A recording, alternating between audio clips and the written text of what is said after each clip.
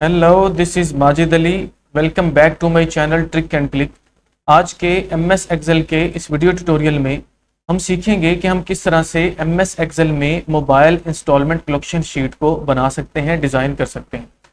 अगर आप किसी मोबाइल शॉप पर डाटा एंट्री का काम करते हैं या आप अपने खुद की मोबाइल शॉप में कस्टमर्स की इंस्टॉलमेंट की डिटेल्स अपने पास ऑटोमेटिक करना चाहते हैं एक्सेल के थ्रू, तो ये वीडियो आपके लिए बहुत ज़्यादा इंपॉर्टेंट है। देखिए, यहाँ पर मैं आपको इसका थोड़ा सा डेमो दिखाता हूँ इस शीट का। यहाँ पर मेरे पास जो है कस्टमर की डिटेल्स हैं और यहाँ पर मोबाइल का मॉडल है।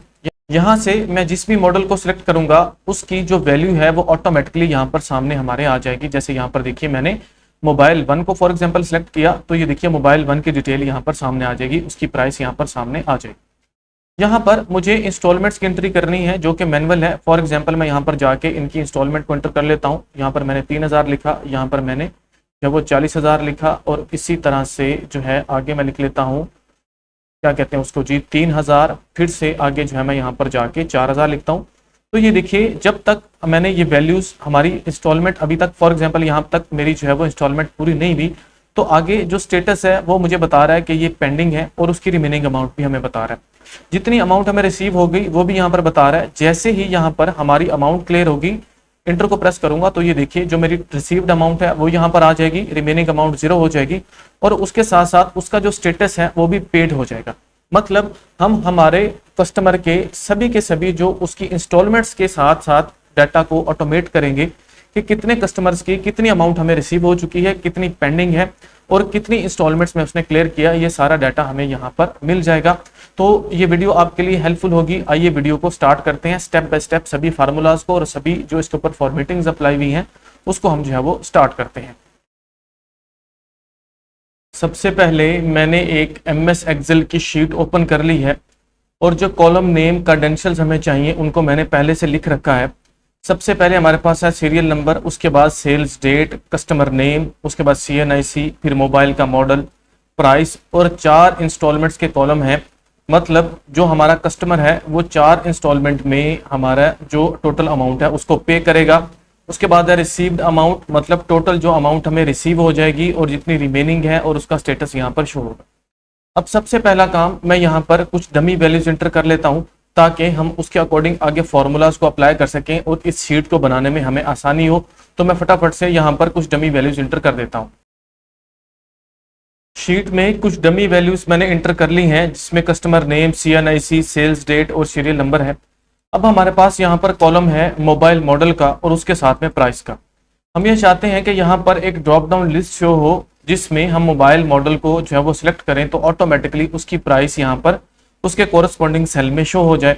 तो उसके लिए मैंने यहाँ पर शीट 2 में पहले मोबाइल मॉडल जो है वो लिख कर रखे हुए हैं और साथ में उनकी प्राइस भी उनके सामने लिख कर रखी हुई। सबसे पहला काम, हम यहाँ पर एक ड्रॉप डाउन लिस्ट बनाते हैं। ड्रॉप डाउन लिस्ट बनाने के लिए हम डाटा वाले टैब में जाएंगे। यहाँ पर हम चले जाएंगे डाटा वैलिडेशंस में। जैसे इसके ऊपर क्लिक करते हैं तो डाटा वैलिडेशन के नाम से एक डायलॉग बॉक्स शो होता है। यहाँ से हमने जो अलाउ हमें मिल रही है यहाँ पर लिस्ट, इसके ऊपर हमने क्लिक करना है और हमने जाके यहाँ से लिस्ट के ऊपर क्लिक करना है, सोर्स पे जाके क्लिक करना है और उसके बाद हमने शीट 2 में चले जाना है और ये जो लिस्ट पूरी बनाई हुई है मोबाइल नंबर 1 से मोबाइल नंबर 10 तक आपने यहाँ तक सिलेक्ट कर लेनी है। क्योंकि यहाँ पर एग्जैक्टली मैंने मोबाइल के मॉडल नहीं लिखे हुए, आप इसी तरह से मोबाइल के मॉडल्स अपने लिख लेंगे। अगर आपने मजीद ऐड करने हैं तो इस लाइन को, मतलब ये जो रेंजेस हैं, इसको ज़्यादा आप सिलेक्ट कर लेंगे ताकि अगली दफ़ा मोबाइल को आप ऐड करते जाएं तो वो खुद ब खुद जो आपकी ड्रॉप डाउन लिस्ट है उसमें ऐड हो जाएंगे। तो इस तरह से रेंजेस देखिए, ओके को प्रेस करना है। तो ये देखिए यहाँ पर हमारे पास जो है मोबाइल की लिस्ट यहाँ पर रेडी हो चुकी है। ये देखिए मोबाइल 3 जो भी मैं सिलेक्ट करना चाहूँ। सिंपल हम क्या करते हैं, इसको यहाँ से डिलीट करके इसको हम यहाँ से नीचे क्या कर देते हैं, ड्रैग कर देते हैं एंड तक। जहाँ तक हम ड्रैग करेंगे वहां तक हमें ये जो ड्रॉप डाउन लिस्ट है ये हमें मिल जाएगी। हम कोई भी मोबाइल जो है वो वहां से सिलेक्ट करेंगे। अब नेक्स्ट काम हमारा ये है कि जो भी मोबाइल है उसकी जो कॉरस्पॉन्डिंग वैल्यूज है, मतलब उसकी जो प्राइस है वो हमें यहाँ पर लिखनी नहीं पड़े बल्कि ऑटोमेटिकली यहाँ पर आ जाए। तो हमने उसके लिए VLOOKUP का फार्मूला लगाना है। इक्वल टू का साइन लगाते हैं और यहाँ पर लगाते हैं VLOOKUP। टैब को प्रेस करेंगे तो राउंड ब्रैकेट ऑटोमेटिकली स्टार्ट हो जाएगी। सबसे पहले वो VLOOKUP वैल्यू मांग रहा है, मतलब किस वैल्यू के अगेंस्ट हमें प्राइस चाहिए। तो हमारी VLOOKUP वैल्यू ये है जहां से मतलब हम जो भी मोबाइल सेलेक्ट करें उसके अगेंस्ट हमें उसकी प्राइस चाहिए, उसकी वैल्यू चाहिए। उसके बाद हमने कॉमा लगाना है। कॉमा लगाने के बाद टेबल की अरे मांग रहा है, तो हम चले जाएंगे शीट 2 में और जाके कुछ इस तरह से इस पूरे के पूरे टेबल को हम सिलेक्ट कर लेंगे। सिलेक्ट करने के बाद हमने F4 को प्रेस करना है ताकि ये लॉक हो जाए। और अब ऊपर फार्मूला बार में ये देखिए यहाँ पर हम कॉमा लगाते हैं। कॉमा लगाने के बाद हमसे कॉलम इंडेक्स नंबर मांग रहा है। कॉलम इंडेक्स नंबर का मतलब है कि उस कॉलम का नंबर, जो नंबर हमें वहां पर शो होगा। तो यहाँ पर टोटल 2 ही कॉलम है, एक मोबाइल मॉडल और एक प्राइस। तो प्राइस का जो कॉलम नंबर है वो 2 है, तो मैं यहाँ पर 2 लिखता हूँ। कॉमा लगाने के बाद 0, उसके बाद हम जो है राउंड ब्रैकेट क्लोज और एंटर को प्रेस करते हैं। तो ये देखिए मोबाइल 1 के अगेंस्ट जो उसकी वैल्यू है वो हमें यहाँ पर मिल जाती है।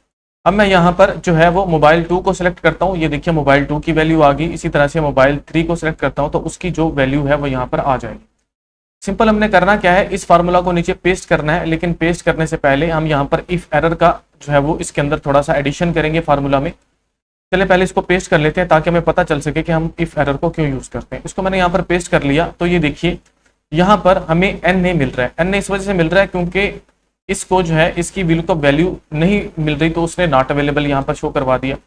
जैसे मैं यहाँ पर जाकर मोबाइल सेलेक्ट करता हूँ तो उसकी कोरस्पॉन्डिंग वैल्यू यहाँ पर आ जाती है।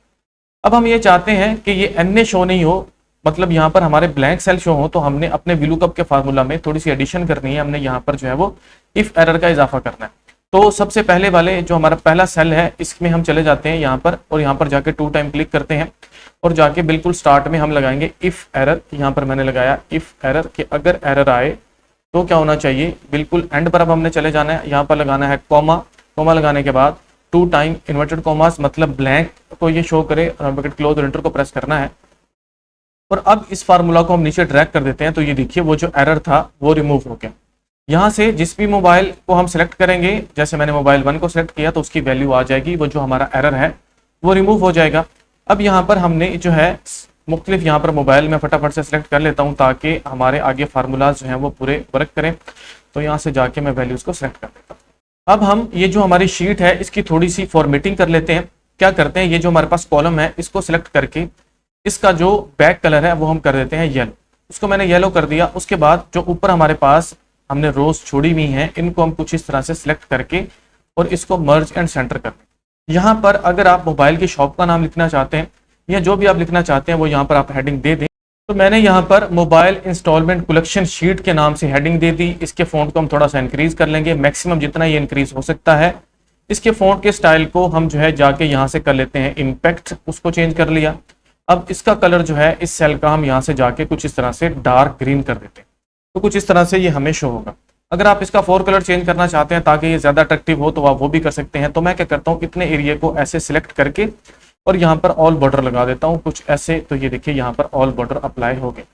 मजीद हम क्या करते हैं, ये जो नीचे वाला एरिया है इनको सिलेक्ट करके कुछ इस तरह से इनको हम बोल्ड भी कर लेते हैं और इनके फॉन्ट के साइज को भी थोड़ा सा इंक्रीज कर लेते हैं और इनकी अलाइनमेंट को भी मिडल एंड सेंटर कर लेते हैं। इसको करने के बाद अब हमने Ctrl+B से इनको कर लेना है बोल्ड। बोल्ड हो गया। अब हम क्या करते हैं जी, आगे नेक्स्ट हमारे फार्मूलाज को अप्लाई करते हैं। याद रखिए ये जो इंस्टॉलमेंट्स हैं, इंस्टॉलमेंट 1 2 3 4, ये तो जैसे जैसे हमें मिलती जाएंगी हम वैसे वैसे यहाँ पर जो है उसको जो है वो चेक लगाते जाएंगे। तो यहाँ पर अब हम रिसीव अमाउंट वाला जो सेल है यहाँ पर जाके फार्मूला को अप्लाई करते हैं। यहाँ पर हमने सिंपल सम का फार्मूला लगाना है, इक्वल टू का साइन लगाते हैं, यहाँ पर लिखते हैं सम राउंड ब्रैकेट स्टार्ट और इनकी रेंजेस दे देते हैं कुछ ऐसे। राउंड ब्रैकेट को क्लोज करेंगे और एंटर को प्रेस करेंगे तो हमारे पास टोटल इंस्टॉलमेंट जो है उनका सम हमें मिल जाएगा। इस फार्मूला को नीचे पेस्ट कर देते हैं तो ये फार्मूला नीचे हमारा सभी जो हमारे कस्टमर्स हैं वहां तक पेस्ट हो जाएगा। यहाँ पर हमारे पास आगे रिमेनिंग अमाउंट को हम कैसे कैलकुलेट करेंगे। रिमेनिंग अमाउंट को हम कैलकुलेट करेंगे हमारी जो टोटल प्राइस है उस सेल की, उसमें से माइनस करेंगे रिसीव्ड अमाउंट को, तो हमें रिमेनिंग अमाउंट मिल जाएगी। इक्वल टू का साइन लगाते हैं। ये जो हमारे पास टोटल अमाउंट है उस सेल फोन की, उसमें से हम माइनस करेंगे जो रिसीव्ड अमाउंट है उसको और इंटर को प्रेस करेंगे तो हमारे पास जो रिमेनिंग अमाउंट है वो हमें मिल जाए। इस फार्मूला को नीचे पेस्ट कर लेते हैं। यहाँ पर मैंने इसको पेस्ट कर लिया तो यहाँ पर सभी के सामने जो रिमेनिंग अमाउंट है वो हमें मिल रही है। अब हमें स्टेटस यहाँ पर लेकर आना है। अब ये देखिए इसको चेक करते हैं। फॉर एग्जांपल मैं यहाँ पर इंस्टॉलमेंट जो है फर्स्ट मैंने इंस्टॉलमेंट यहाँ पर 5000 की, उसके बाद यहाँ पर 10,000 और इसी तरह से यहाँ पर जो है वो 3000 और ये देखिए हमारे पास पीछे जो है वो रिमेनिंग 17,000। तो मैंने यहाँ पर जाके 17,000 जैसे लिखा तो जो रिमेनिंग अमाउंट है वो यहाँ पर 0 हो जाएगी। इस तरह से ऑटोमेटिकली हम इंस्टॉलमेंट्स को एंटर करते जाएंगे और हमारा जो है वो प्रॉपर ये जो कलेक्शन शीट है ये वर्क करेंगे। अब बिल्कुल एंड पर हमारे पास है स्टेटस। यहाँ पर हमें उस कस्टमर का स्टेटस देखना है कि क्या उसकी जो अमाउंट है वो रिमेनिंग है या जो है उसकी मतलब जो अमाउंट उसने पे कर दी। तो उसके लिए हम सिंपल इफ का फार्मूला लगाते हैं, इज इक्वल टू का साइन लगाएंगे, यहाँ पर लगाते हैं इफ, उसके बाद राउंड ब्रैकेट को कर देते हैं स्टार, राउंड ब्रैकेट को स्टार्ट कर दिया। अब हम यहाँ पर लॉजिकल टेस्ट देते हैं, मतलब हम कंडीशन देते हैं। सबसे पहली कंडीशन जो हमने समझनी है वो ये है कि अगर ये जो प्राइस है ये बराबर है किसके, ब्लैंक के, मतलब यहाँ पर अभी कुछ भी नहीं है तो हम कॉमा लगा के इसको ब्लैंक कर देंगे। मतलब अगर किसी कस्टमर ने अब तक कोई मोबाइल ही परचेज नहीं किया हुआ, वो वाला जो हमारे पास रो है वो खाली है, तो यहाँ पर ऑटोमेटिकली स्टेटस भी उसका खाली होना चाहिए। अदरवाइज क्या होगा, यहाँ पर इफ का एक और फार्मूला हम ऐड करेंगे। उसमें हम ये बताते हैं कि अगर ये जो प्राइस है ये बराबर हो जाती है किसके, हमारी ये जो रिसीव्ड अमाउंट के, तो यहाँ पर आ जाना चाहिए कि अमाउंट क्या हो गई है, पेड हो चुकी है, तो हम यहाँ पर पेड लिख देंगे। अदरवाइज फॉल्स कंडीशन में हम इन्वर्टेड कॉमर्स में लिखेंगे पेंडिंग, के उसकी जो अमाउंट है वो अभी पेंडिंग है। राउंड ब्रैकेट को करेंगे क्लोज, क्योंकि यहाँ पर इफ 2 टाइम आ रहा है तो हम दूसरी दफा भी राउंड ब्रैकेट को क्लोज करेंगे और इंटर को प्रेस करेंगे। तो ये देखिए यहाँ पर इसका जो स्टेटस है वो पेड आ रहा है, क्योंकि रिमेनिंग अमाउंट हमारी 0 है और यहाँ पर हमारी टोटल अमाउंट जो है रिसीव्ड अमाउंट और प्राइस जो है वो बराबर हो। सिंपल इस फार्मूला को नीचे पेस्ट कर देते हैं। तो ये देखिए बाकी सभी के अगेंस्ट है वो पेंडिंग आ रहा है। एक को चेक कर लेते हैं, यहाँ पर जाके मैं जो है पहले यहाँ पर करता हूँ जी 40,000, उसके बाद मैं यहाँ पर कर लेता हूँ 2,000 और इसी तरह से यहाँ पर 1,000 और इसी तरह से 2,000। जैसे इंटर किया तो ये देखिए यहाँ पर पेड आ चुका है। अब हम ये चाहते हैं कि ये जो स्टेटस है ये स्टेटस हमें कलर्ड फिल भी नजर आए, मतलब अगर पेड है तो वो ग्रीन शो हो, अगर वो पेंडिंग है तो वो हमें रेड शो होना चाहिए। तो हम क्या करते हैं, इसको इतने एरिया को करके सिलेक्ट, यहाँ पर कंडीशनल फॉर्मेटिंग अप्लाई करेंगे। कॉलम को हमने सिलेक्ट कर लिया है, होम वाले टैब में जाते हैं, यहाँ पर स्टाइल्स वाले ग्रुप में हमें कंडीशनल फॉर्मेटिंग मिलता है। यहाँ पर हम चले जाते हैं न्यू रूल पे। न्यू रूल पे जब हम जाते हैं तो इस तरह से हमारे पास एक न्यू फॉर्मेटिंग रूल के नाम से डायलॉग बॉक्स शो होता है। यहाँ पर हमने जो है वो सिलेक्ट करना है सेकंड नंबर पर format only cell that contains. अब यहाँ से हमने स्पेसिफिक टेक्स्ट को सिलेक्ट करना है और यहाँ पर हमने जो है वो लिख देना है पेड, मतलब स्पेलिंग हमारे सेम होने चाहिए। पेड अगर पेड हो तो क्या हो, जो हमारा वो है, हम चले जाते हैं यहाँ से फिल में, जो फिल होना चाहिए वो ग्रीन होना चाहिए। और इसी तरह से जो फॉन्ट का कलर है या फॉन्ट का स्टाइल है वो हम सिलेक्ट कर लेंगे। फॉन्ट का कलर व्हाइट होना चाहिए और ये बोल्ड होना चाहिए और ओके को प्रेस करेंगे और ओके को प्रेस करेंगे तो ये देखिए यहाँ पर भी पेड है, वहां पर जो कलर है वो ग्रीन फिल हो गया। अब दोबारा से दूसरी कंडीशनल फॉर्मेटिंग अप्लाई करते हैं। इसको सिलेक्ट किया, चले गए कंडीशनल फॉर्मेटिंग में, यहाँ से हम चले जाएंगे न्यू रूल में। न्यू रूल में जाने के बाद हम चले जाएंगे format only cells that contain, यहाँ पर चले जाएंगे स्पेसिफिक टेक्स्ट में, यहाँ पर हम जाके जो है लिखेंगे पेंडिंग। तो मैं यहाँ पर जाके लिख देता हूँ पेंडिंग, मतलब जिस सेल में भी पेंडिंग आ जाए उसका फॉर्मेट जो है वो चेंज होना चाहिए। उसको फिल करते हैं जी किस से, रेड कलर से, और उसके फॉन्ट की थोड़ी सी हम चेंजिंग कर लेते हैं। पहले नंबर पर वो बोल्ड हो जाए और उसका जो कलर है वो हो जाए और कलर व्हाइट, और ओके को प्रेस करते हैं और इस तरह से ओके को। तो ये देखिए वो जो हमारे पास कस्टमर्स हैं जिनकी अमाउंट अभी पेंडिंग है, यहाँ पर पेंडिंग आ रही है। तो हमारी शीट जो है वो तकरीबन मुकम्मल हो चुकी है। बिल्कुल सेम मेथड को यूज करते हुए अगर आप किसी मोबाइल शॉप पर डाटा एंट्री का काम कर रहे हैं या आप डिफरेंट कस्टमर्स की इंस्टॉलमेंट्स की डिटेल अपने पास रखना चाहते हैं तो ये वीडियो आपको बहुत ज़्यादा हेल्प करेगी। उम्मीद करता हूँ वीडियो आपको पसंद आई होगी। अगर वीडियो पसंद आई, आपके लिए हेल्पफुल है, तो दूसरों के साथ भी शेयर कीजिए और मेरे यूट्यूब के चैनल ट्रिक एंड क्लिक को सब्सक्राइब कीजिए, फेसबुक के पेज को फॉलो कीजिए। मिलते हैं नेक्स्ट वीडियो में। Thank you so much.